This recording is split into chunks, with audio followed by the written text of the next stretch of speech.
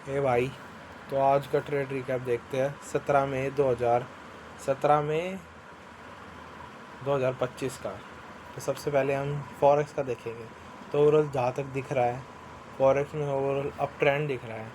लेकिन अभी इसने एक हायर हाई और एक लोअर हाई की फॉर्मेशन भी बना रखी है। इसका मतलब हैवी चांस है बेरिश जा सकता है। और आज मेरे हिसाब से डेट है 17 तारीख, ये मैंने 16 तारीख को ट्रेड ली थी। इसमें मैं फकडअप हो गया, वो बात अलग है। तो फिर अब आती है 1 आवर पे। 1 आवर पे भी देखा जाए तो प्योर अभी हमारा बुलिश ऑर्डर फ्लो ही चल रहा है। और इधर ब्रेक ऑफ स्ट्रक्चर मिला लंदन सेशन के आसपास। ठीक है, लंदन सेशन का ऐसा ब्रेक ऑफ स्ट्रक्चर मिला। मैं न्यूयॉर्क सेशन करता हूँ, जियो प्रेफर ट्रेड करना। और जब मैंने ट्रेड करा था तो ऑलमोस्ट देखा जाए तो मार्केट थी यहाँ पे। जब मैंने ट्रेड करा था तो मार्केट थी यहाँ पे। तो फिर मैंने ये लिए, यहाँ पे था लंदन लो और यहाँ पे था एक जस्ट रिसेंट ये क्या ये है, बेरिश ऑर्डर फ्लो है प्रॉपर। ये बेरिश ऑर्डर फ्लो में यहाँ पे था ये लोअर लो और यहाँ पे था एक हायर लो। मेरे अकॉर्डिंग अगर इसका मार्केट ब्रेक का स्ट्रक्चर यहाँ पे करती, जो हमारे इसने करा है, तो फिर ये डाउन साइड की तरफ फॉल होना था। लेकिन मार्केट ने क्या करा, एज ए इसको लिटिल रिट्रेसमेंट भी ट्रीट करा, जिसमें मेरा एसएल हंट हो गया। मैं ये नहीं, यहाँ जो रेड लाइन दिख रही है यहाँ पे मैंने अपना टीपी बुक करा था, TP1। और फिर मैं अपने एसएल को ब्रेक इवन तक मैंने करा नहीं, क्योंकि मुझे पता था कि रिट्रेसमेंट होगा। लेकिन मुझे इतना नहीं पता था कि मैं इतना बड़ा रिट्रेसमेंट होगा।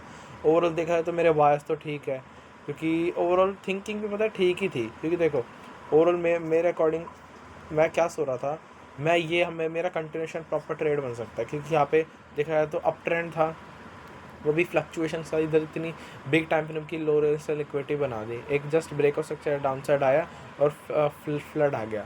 अब हल्का सा इतना देखो, इतना मतलब पूरे सेशन लंदन सेशन है डाउन साइड पे है। एक लिटिल रिट्रेस या फिर एक लिटिल लोअर हाई तो बनना ही चाहिए, जो कि बना और उससे मेरा असल हंट और डाउन साइड की तरफ आया। मैंने बेट करा था कि बैंकर इससे लो तक, ये जो लो रेजिस्टेंस का लो है, मूव डाउन मूव अप, इस लो तक मार्केट फॉल करेगा। और ये हुआ भी।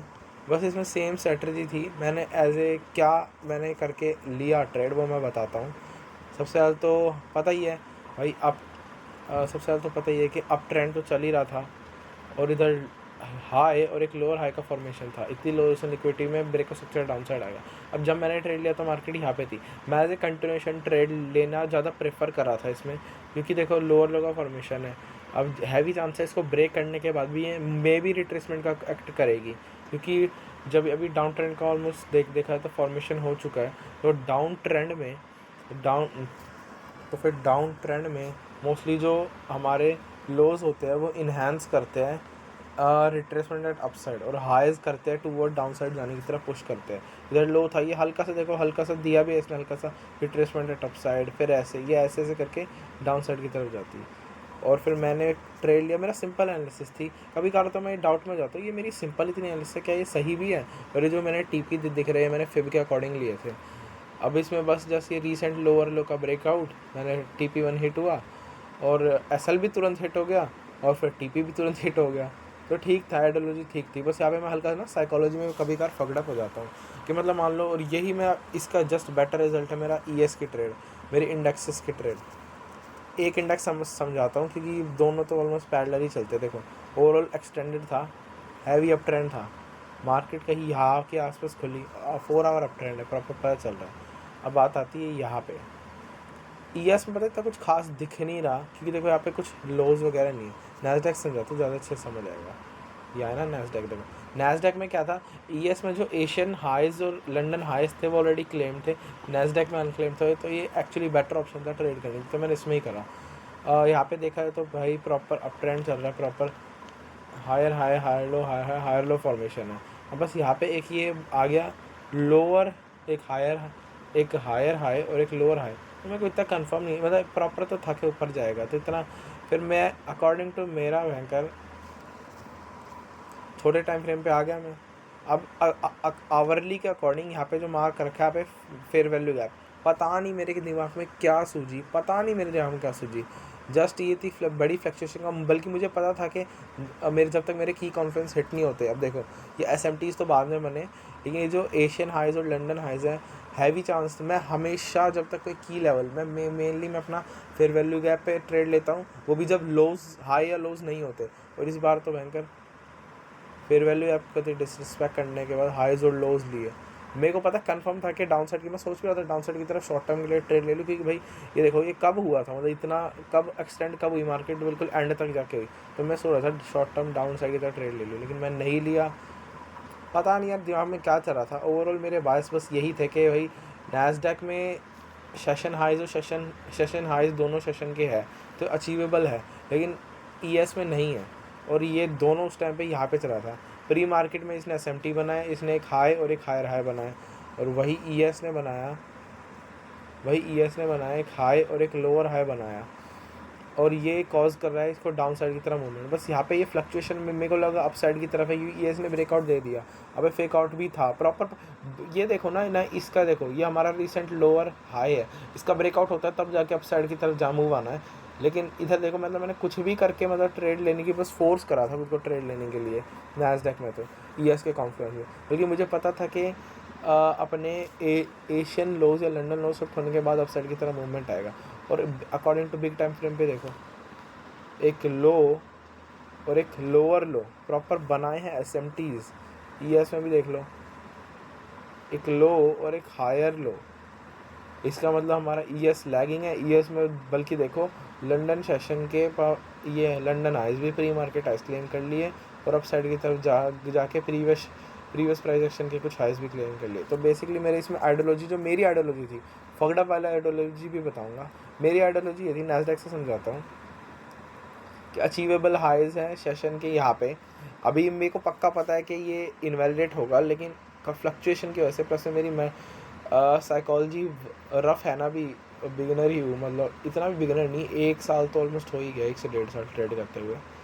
अभी भी प्रॉपर मैं कॉन्फिडेंस नहीं आ पाता खुद पे। कोई नहीं, आएगा टाइम के साथ। तो फिर मेरे अकॉर्डिंग जब तक ये कोई की लेवल हिट नहीं हो जाते ना, तब तक मेरे को ट्रेड नहीं लेनी थी। लेकिन यहाँ पे फ्लक्चुएशन आ गई, प्लस में भाई बेरिश ऑर्डर फ्लो का डिसरिस्पेक्ट तक नहीं हुआ था, पता नहीं मैंने क्या सोच के ट्रेड ले ली। अगर फिर वैल्यू गैप का रिस्पेक्ट होना ही होता तो कम से कम बेरिश ऑर्डर फ्लो का 5 मिनट का डिसरिस्पेक्ट होता, डिसरिस्पेक्ट भी नहीं हुआ, मैंने कभी ने तब भी ट्रेड ले ली। और फिर ये यहाँ पे आता सेशन लो या सेशन दोनों session equal, session relative equal session lows है यार, heavy draw strong draws of liquidity. मेरे मेंटर ने भी यहीं पे ट्रेड लिया था डाउन साइड की तरफ। मैं सोच रहा था ट्रेड का देखते मैं क्या कभी सही जाते हैं, अब डाउन साइड की तरफ, अब तब अप साइड की तरफ आता। आइडियोलॉजी तो ठीक थी, लेकिन मेरे फकडअप का हुआ। और मैंने पहली प्रेडिक्ट ये भी करा था कि बैंकर यहाँ बन सकते हैं, एसएमटी बन सकते हैं। फकडअप क्या हुआ इस फ्लक्चुएशन के, पता नहीं बेरिश ऑर्डर फ्लो का यार देख तो सही, डिसरिस्पेक्ट हुआ नहीं, मैंने तब भी अप साइड की तरफ ट्रेड ले लिया। ओल्ड अप साइड में मेरे को पता था जाएगी, डाउन साइड की मेरे तरफ पता था शॉर्ट टर्म शायद लो स्टेप करने के लिए जा सकती है, और वो गई भी। बस यही थी बैंकर आज की साइकोलॉजी। बस पता है मेरे को मेरी दिक्कत क्या लगती है कभी कभार के साइकोलॉजी में फकडअप हो जाता हूँ। एक्चुअली मार्केट पता होती है कहाँ जानी होती है, सिंपल रखना है यार सबसे ज़्यादा। तो ओवरऑल स्ट्रेटजी के हिसाब से चलो, हाइज और लो बेसिकली मैं session high session lows, data high data lows, अपने 4 hour high 4 hour lows, 1 hour high 1 hour lows, और लो लिक्विडिटी जो मार्केट हैवी चांस हो सकता है सेट करने की, और ऑर्डर फ्लो के बेसिस पे ट्रेड लेता हूँ। प्लस में थर्ड कॉन्फ्लुएंस ब्रेक स्ट्रक्चर के बाद ईजी पीजी स्ट्रैटेजी है। बस मैं तो इतना कह रहा हूँ सिंपल रहा है, ईजी। देखो पता कितनी सिंपल, भाई कितनी सिंपल वो थी यार। देखो यहाँ पे थी, इसको हैवी चांस से मतलब डिसरिस्पेक्ट करने का करा भी, मुझे पता था जाएगा, लेकिन यहाँ पे पता नहीं क्या फक्ड अप ट्रेड ले लिया मैंने। अब साइड की तरफ मार्केट गया, सेशन हाइज ले लिए, सिंपल ट्रेड था। लेकिन इस बार बस थोड़ी साइकोलॉजी रिफाइन करनी रह रही है। रिस्क रिवॉर्ड तो बेटर मिल ही जाता है, रिस्क मैनेजमेंट करना प्रॉपर, जो कि मैं कर रहा हूँ कंसिस्टेंट लॉट सेट के साथ ट्रेड करता हूँ। ठीक है, स्ट्रैटेजी में भी एज बन रही है, बैक टेस्ट कर रहा हूँ बस दबा के। ठीक है यार, फ्यूचर सेल्फ अपने प्रॉपर भाई सक्सेसफुल होना है। ठीक है भाई, मतलब बस आज की ट्रेड तो यही थी। अब एक्चुअली मैं एक दिन बाद रिकॉर्ड कर रहा हूँ, क्योंकि टाइम नहीं मिला, नोट्स बनाने होते हैं ना, नोट्स में फिर टाइम निकल जाता है, फिर रात हो जाती है, फिर बस नहीं करा। मैंने कर लिया फिर भी। ये मेरी 16 तारीख की ट्रेड थी। 16 तारीख को ईएस में एनक्यू में ट्रेड ली और जीयू में ट्रेड ली। ठीक है फिर ठीक है, बाय, पीस। पीस इतना अजीब लगता है बोलते टाइम, पीस। ठीक है, peace, 1 minute warrior, peace out.